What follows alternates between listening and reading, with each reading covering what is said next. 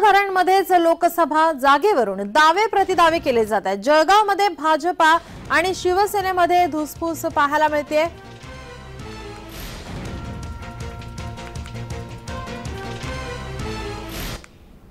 लोकांच्या ज्या मागण्या होत्या, ज्या लोकांच्या समस्या आहेत, त्याला न्याय देण्याचं काम या जनतेच्या मनातलं सरकारने केलेले भाजप शिवसेना राष्ट्रवादी सरकारने।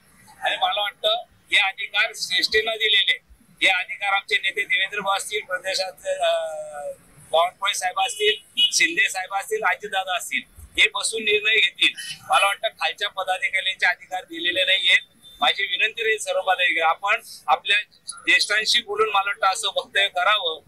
सीएमओ ऑफिसची टीम ह्या मतदारसंघामध्ये थांबून आहे, प्रत्येक मतदारसंघाचा अपडेट घेत आहे। आणि तुम्ही पाहिलं असेल 5 वर्ष म्हणजे जर मागच्या काळात आपण बघितलं असेल तर शिवसेना भाजपाचं प्रामाणिकपणे त्या ठिकाणी काम करत आली आहे।